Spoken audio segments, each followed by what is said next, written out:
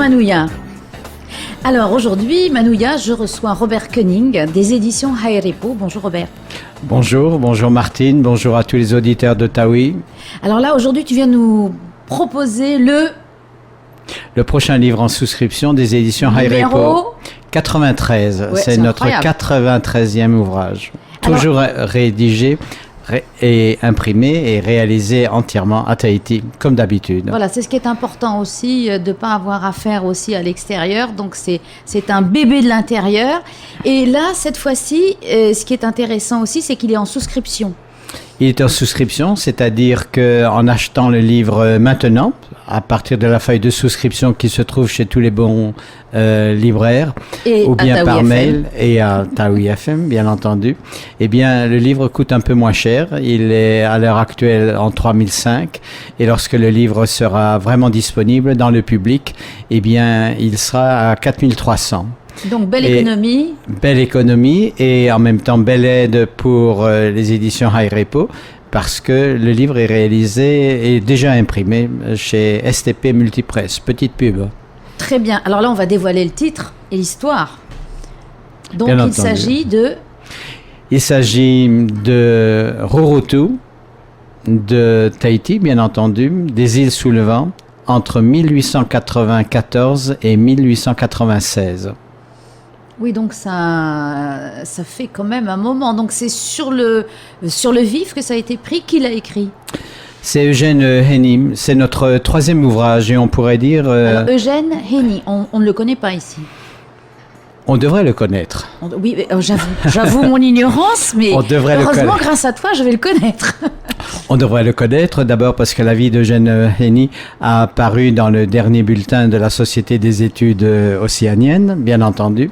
On devrait aussi le connaître parce que son nom est associé à ce livre et aussi parce que son nom est associé à des cartes postales qui ont été réalisées par un autre Suisse à Wahine à la fin du siècle dernier. Donc c'est vrai, ce que Haerepo propose, c'est un véritable voyage dans le temps, à la fin du 19e siècle, au moment où les îles, c'est-à-dire les Australes, les îles sous le vent, sont encore indépendantes. Et ce sont des petits royaumes avec des familles royales. Et donc lui, qu'est-ce qu'il y faisait ? Pourquoi est-ce qu'il allait d'île en île ?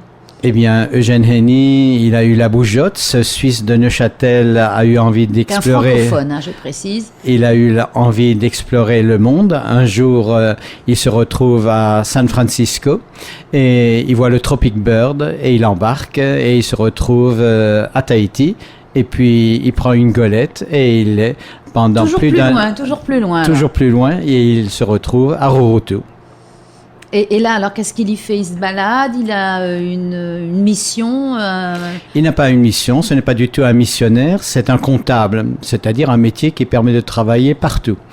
Mais il a une idée en tête, comme il est philatéliste et que l'Union postale universelle vient d'être créée, il se dit, tiens, si les pays où je vais pouvaient émettre des timbres.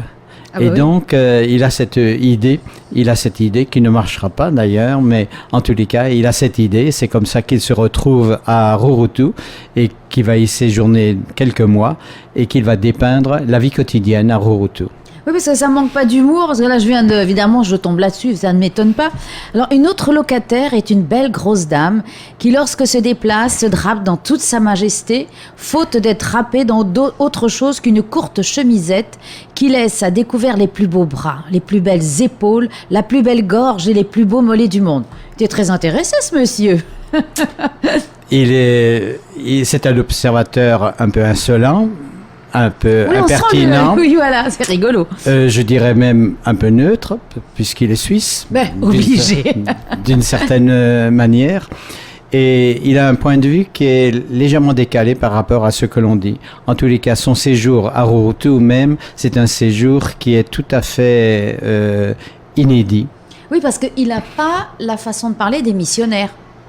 Il n'est pas un missionnaire, il regarde ce qui se passe avec les pasteurs, il regarde ce qui se passe dans la collecte du mets, bien entendu, il regarde ce qui se passe dans la collecte des taxes, il regarde ce qui se passe lorsque les gouvernants, c'est-à-dire les familles royales, confondent la caisse commune et la caisse privée, par exemple. Oh non, pas déjà.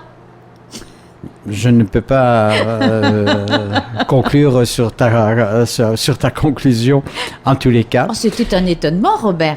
Et je crois qu'il assiste à la vie quotidienne et il est vraiment frappé par ce qui se passe. Il est vraiment intéressé, mais ce qui est bien, c'est que non seulement il décrit ce qu'il voit, mais en même temps, il le dessine. Et il y a... Oui, parce que c'est des chouettes dessins, là. Il y a plus d'une cinquantaine de dessins au crayon, tout à fait inédits et qui se retrouvent dans le livre et qui montrent des aspects de Rurutu et des autres îles qui sont tout à fait inhabituels. Le pressoir de la canne à sucre, le harponnage d'une baleine ou encore une séance au tribunal ou encore un toit-reuil. Le départ du bateau aussi, oui. Avec la prière, on voit, il n'y a rien de spectaculaire. On a vraiment l'œil, comme l'œil d'un photographe extérieur, comme tu disais, neutre. Oui, il n'est pas photographe lui-même parce qu'il est un peu myope, mais en tous les cas, ses dessins sont d'une précision extraordinaire.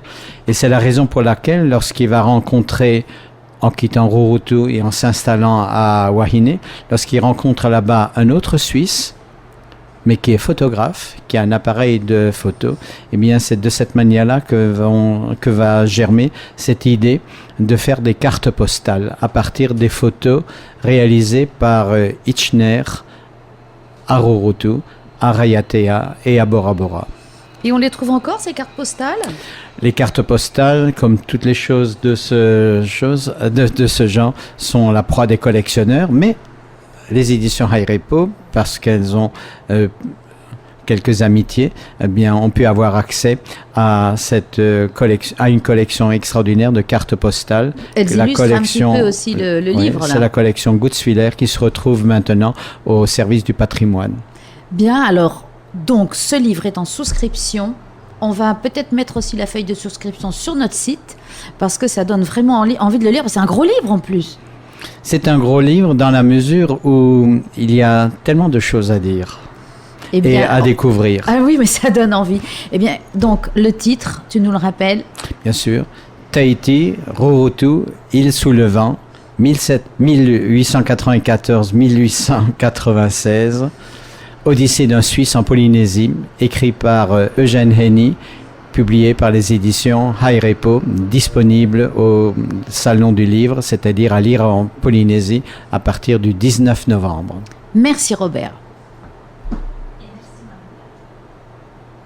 Et merci Manouya.